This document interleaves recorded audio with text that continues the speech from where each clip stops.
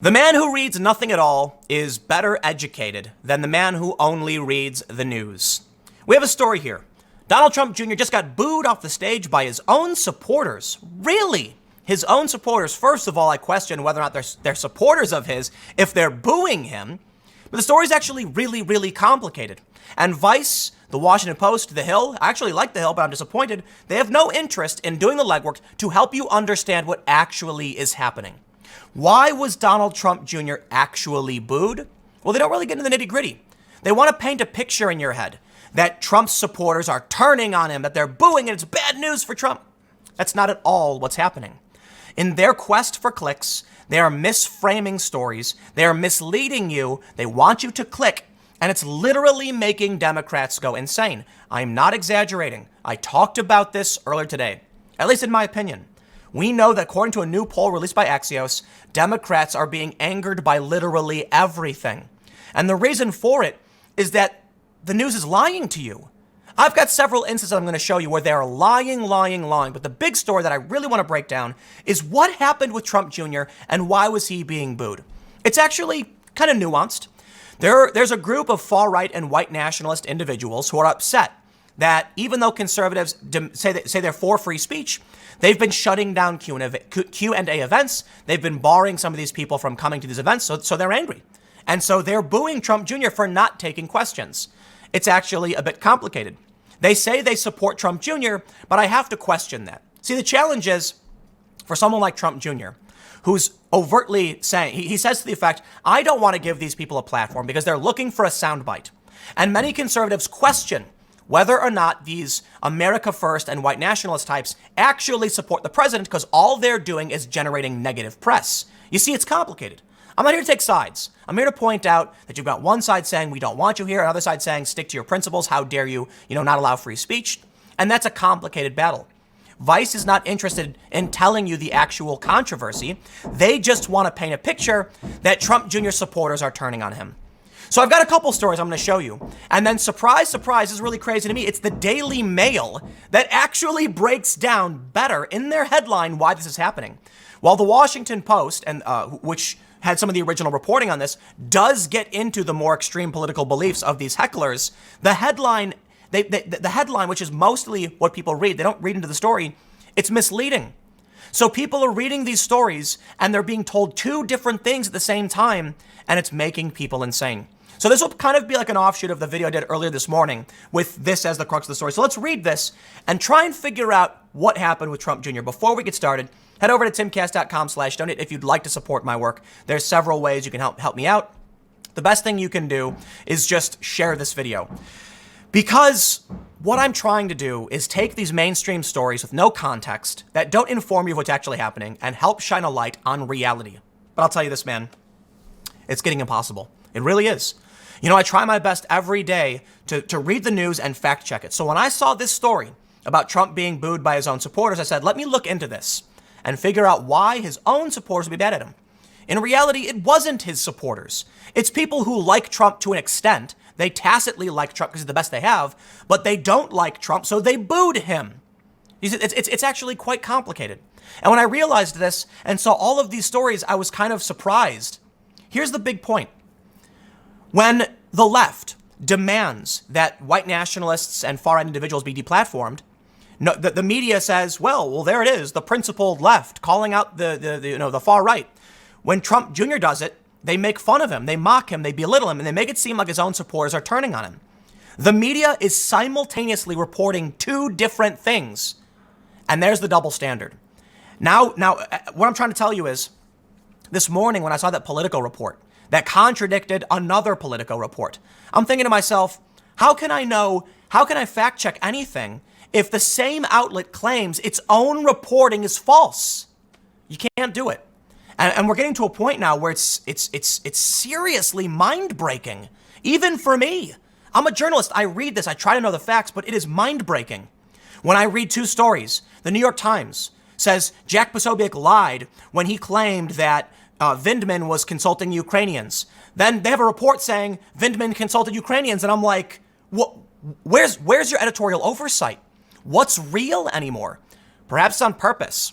Perhaps they want to make sure that anybody who trusts the news is losing their mind, or perhaps they just want to make sure nobody trusts the media anymore, because let's be real. Journalism is an important factor in protecting democracy, and it has been completely eroded by these companies. Look at what ABC News did. Thanks to Project Veritas, we know they spiked one of the biggest stories of our generation. Epstein. They said, no, shut it down. We know they're not in it to tell the truth. And so now they're putting out these stories. Here's what I really think. I think they put these stories out because it gets clicks. They want you to view Trump as being booed by his own supporters. It's not the case, because you'll click it. And they don't care if you're informed or not. They just want the click, so they will lie to you. Let's read what Vice says. Donald Trump Jr. abandoned the stage at a book signing at the UCLA campus Sunday after being ruthlessly heckled ... by his own supporters. The problem apparently began after the president's son and his girlfriend said they wouldn't be doing a Q&A session at the event to promote Don Jr.'s new book, Triggered: How the Left Thrives on Hate and Wants to Silence Us. As Trump took the stage, chants of USA morphed into Q&A, and the crowd grew restless. The event was scheduled to last 2 hours, but within about 20 minutes, Trump and his girlfriend left the stage, The Guardian reported. While there were some liberal protesters at UCLA on Sunday, the disruption at the book event was apparently sparked by disagreements among conservative Trump fans. Not true. The Guardian reported the angry jeers began among far-right activists, some of whom were big fans of Nick Fuentes, the 21-year-old host of a podcast called America First. And that's where they stop with Nick Fuentes. They don't go on to talk about his more extreme positions and white nationalist talking points. I want to be careful about who I accuse of what, because I'm not trying to get into a political fight. I'm trying to point out that people like Donald Trump Jr. are trying to avoid conversations with people they view are being disingenuous. So let's jump over to where the story originated, because Vice isn't interested in giving you the full context. The Washington Post, they say, Donald Trump Jr. went to UCLA to decry triggered liberals. He was heckled off stage by the far right. They go on to talk about what we already know, and they say, as first reported by The Guardian, a number of conservatives, some in MAGA caps and pro-Trump attire, began to shout at the president's son and political advisor 20 minutes into an event moderated by Turning Point USA founder Charlie Kirk, after learning a Q&A session had been canceled.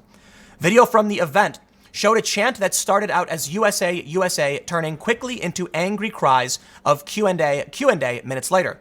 Trump Jr. and Guilfoyle, sorry if I'm pronouncing your name wrong, stormed off the stage. You can see that I highlighted Fuentes specifically to see if the Washington Post would be looking into him and talking about who he is and what he believes and what started this controversy. They say the chaotic scene contradicted Trump Jr.'s central thesis that liberals have grown so intolerant of dissenting voices, conservative politicians can no longer engage in civil discourse. It also exposed an increasingly hostile fissure between conservative student groups like Turning Point USA and a hard-right faction of young Trump devotees who have flocked to self-professed American nationalist Nick Fuentes and his America First movement. This is really complicated, and I can't tell you there's a simple solution. It's fair to say that there are standard conservatives who are angry that Trump Jr. would shut down a Q&A event. Because while people may detest Nick Fuentes' views, the idea that he has a right to ask questions and you would shut down a Q&A or bar him from entry is antithetical to the idea of free speech. In which case, yes, conservatives will actually absolutely be angry. It also, there's another factor here in Ben Shapiro doing an event where he basically called out many people of the alt-right, but conflated them with what's called the new right. So there absolutely is a fissure here. And I think it's unfair that they're trying to paint this as though Trump Jr. is being heckled by his own supporters, when in reality, it is a fissure between Donald Trump Jr. and the people he does not want to be allowed a platform. So here's the complicated part. As I mentioned earlier, when you look at what the left does and what they cheer for, you would think these media outlets would be celebrating Donald Trump Jr.'s decision to agree with them. Instead, they're not pointing out that the fissure is caused by Trump Jr. actually saying, I don't want to provide a platform to these people who hold white nationalist views. They're making it seem like Trump's base is just fractured and falling apart. Again, to an extent, that does make some sense, but you have to understand that the white nationalist and more far-right groups are a minority of a minority of a minority. Many people have conflated, like Sargon, for instance, talks about how Sargon of Akkad, the British YouTuber, the alt-right and the social justice left have very similar views on authoritarianism, on restrictions of speech, and they're trying to use free speech against Trump Jr. and conservatives to be allowed to espouse some of their questions. But look, I'll put it this way, man. I believe in free speech for bad opinions. So I don't think you should. If someone's going to ask a question you don't want to hear, you got to do it. You have to. You have to be principled. Even if they're going to ask you things that you don't want to answer the question if you believe in what you say. The problem, however, for Trump Jr., and again, what you're not going to get from these stories is that they're trying to get sound bites, the press, and that's what he's worried about. You see how they're framing this. You know exactly what's going to happen. They're going to take a Q&A from a white nationalist who's going to ask a question, and then they're going to say Donald Trump's supporters at event said X. So Trump Jr. says, I'm not having any of it. People like Charlie Kirk are saying, you are not welcome here. We don't want to give you a platform. And look, there's a big difference between Twitter, which is a monopolistic platform that there's nowhere else to go, and a private room of a couple hundred people. In my opinion, if somebody puts on a private event and says you can't come in, well, that's too bad. Twitter, however, is a monopoly on what it is. There's nothing else that you can use like Twitter to engage in these conversations. If you want to engage with the president, that's where you got to go. That's a different story. So I understand regulation of this is complicated, but there is a big difference between saying people should be allowed on social media platforms and you can't come to my event. But here's the thing. The Washington Post down the line eventually gets to the point where they say, the host of an ultra-conservative podcast and YouTube show called America First, Fuentes has appeared on YouTube with bloggers who advocate for a white ethno-state. He has used slurs and promoted anti-Semitism in his broadcast, which has put him at odds with Daily Wire editor Ben Shapiro. Fuentes marched in Charlottesville with white supremacists during the deadly Unite the Right rally, the Boston Globe reported. Again, I got to be careful because I know the media loves to smear anybody who's to the right of okay, I'm not going to make the joke, but they frequently smear anybody who pushes back on them. But the fact is, shouldn't they be celebrating, shouldn't they be agreeing with this? And shouldn't they be putting that front and center, that white nationalists are heckling Donald Trump Jr.? No, because what would that headline say to the left? White nationalists don't like Trump Jr., don't like Charlie Kirk, don't like Ben Shapiro. Now I'm going to give you some more context, the important bits. Ben Shapiro conflated the new right, people who also don't like white nationalists, with the white nationalists, and that's caused a lot of Trump supporters to become angry at the Daily Wire. So there's a rift, it is. But it's not the far right versus, Ben Shapiro or Trump Jr. It is people who are angry that they're being smeared because everyone's getting lumped into this. So I'll tell you what, man, the media's insanity, it hurts conservatives too. Because now you've got people confused to what's really happening. You've got Ben Shapiro, who is a conservative, who made the mistake of conflating people who don't like white nationalists with them, same as the media has done for a long time. When they say everyone on the right is alt-right, well, Ben Shapiro saying the new right is alt-right was smearing standard old, middle of the road like conservatives. Because they're trying to differentiate themselves from the old school Republicans without a backbone. Whether you like them or not. Here's my goal here, okay? With everything I do, it's not to besmirch the integrity of any individual. It's to just explain to you why this is happening. And all I see every day is just fake news. I want to highlight some examples. You know what, man? Because I was thinking of making a video where I was just like, dude, I give up. Seriously. New York Times accuses Jack Posobiec of pushing a falsehood, but he cited the New York Times. They then claim they did not report what they clearly did report. The article Jack cited even says they typically communicated in English in reference to Vindman. Clear as effing day, journalism is dead. Here's the first story, the lie from the New York Times. They say Jack Posobiec, a well-known figure on the far-right internet, tweeted that the falsehood that Mr. Vindman had been advising the Ukrainian government on how to counter Mr. Trump's foreign policy goals. Mr. Posobiec cited the New York Times as a source. In fact, the Times reported no such thing. And here's them reporting such thing. They say Colonel Vindman's concerns were shared by a number of other officials, some of whom had already testified he was in a unique position. Because he emigrated from Ukraine, along with his family when he was a child, and is fluent in Ukrainian and Russian, Ukrainian officials sought advice from him how to deal with Mr. Giuliani, though they typically communicated in English. Giuliani was essentially running a back channel for Trump to push certain foreign policy goals Trump had. Posobiec was saying this is them interfering in foreign policy. The New York Times, playing a semantic game, then says we never reported that. How do you have to? So here's the ultimate problem. The media will put out whatever they can to generate traffic when there's no story. Let me give you a better example, a better way to understand what's happening in media.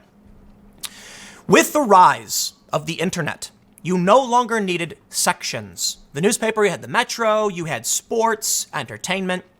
Well, those individual sections now become their own websites. Many companies were fracturing these out and making a site dedicated to this, dedicated to that, because most people weren't going to go to a website.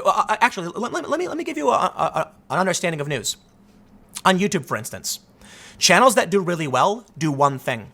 If every day you make a video where you say, I don't know, use a hydraulic press to crush something, people know they're going to get the same thing every day, and they click the video every day. But what if you do news? If you do news and somebody who likes hydraulic press subscribes, tomorrow we do flaming hot nickel ball, another channel on YouTube, and they don't like that, so they don't click. YouTube then deranks you, saying your content isn't attracting viewership. So the news company started separating out their content. Ultimately, what ended up happening was gaming is the perfect example. If a video game comes out, you can write a review on it, right? What do you write tomorrow? Video games only come out every so often. So in order for these writers to keep making stories, they had to find controversies. Anger generates the most traffic. This gave rise to political gaming. If I write about World of Warcraft, I've written about the game, I've talked about what's happening, what else are you going to click on? Sure, there may be some events coming up, so there's little stories here and there like, stay tuned, World of Warcraft announcing a new epic event for the new patch. So you can write about that. But what about the daily? What about the 5 articles per day you have to write? Journalists, I'll do air quotes, then started searching desperately for any angle to make more articles because they needed to generate traffic to make money. Then they started getting political because there's always something political. And that's when we fell down the rabbit hole as a society. The New York Times wrote 2 stories, one in which they claimed a Ukrainian official was seeking advice and they were communicating with Vindman because they were concerned about Trump's goals. They then wrote another story about right-wing conspiracies to make more. The New York Times is mostly is mostly generating revenue through subscriptions, but they need content. They need to get you hooked. So the next story they write is, now they're claiming conspiracies. Conspiracies sourced from you, dude. This is the craziest world we're living in. So I don't know how much longer I can actually do this. I'll admit, this morning when I saw the story from Politico, I was thinking like, man, maybe, you know what? Look, I got suspended the other day on Facebook for reporting the news. I'm supposed to be doing, I have people at YouTube I talk to regularly. I'm going to be having a conversation. We'll see what happens. But I was thinking to myself, this is it.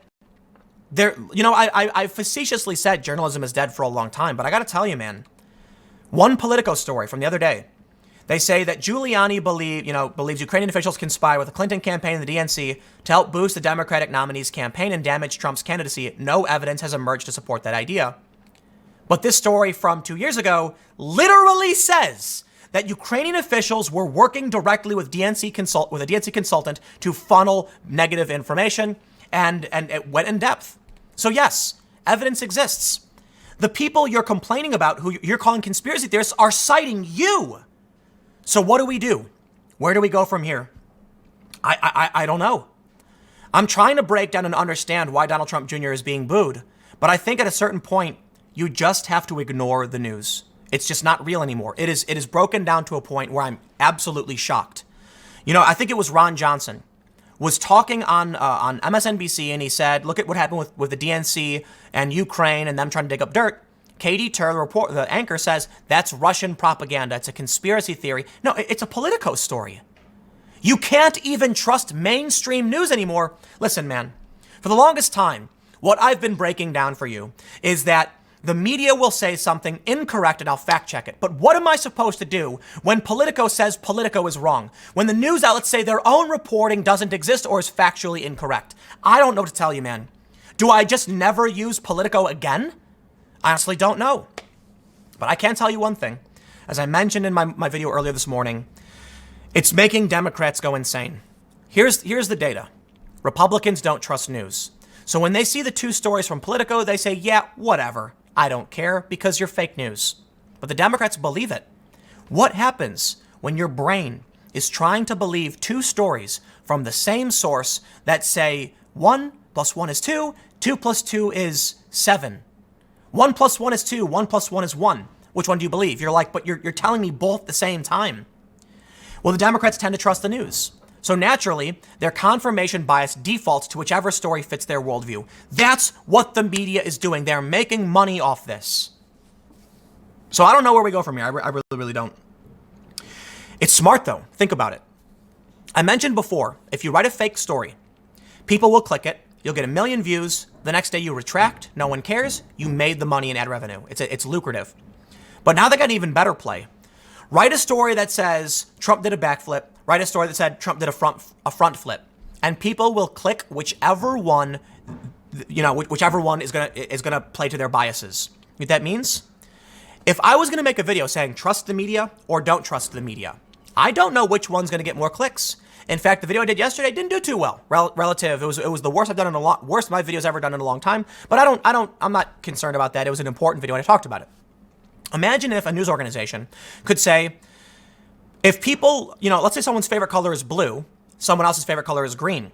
How do we know which one's going to generate the most traffic? Do them both. And most people will click their bias.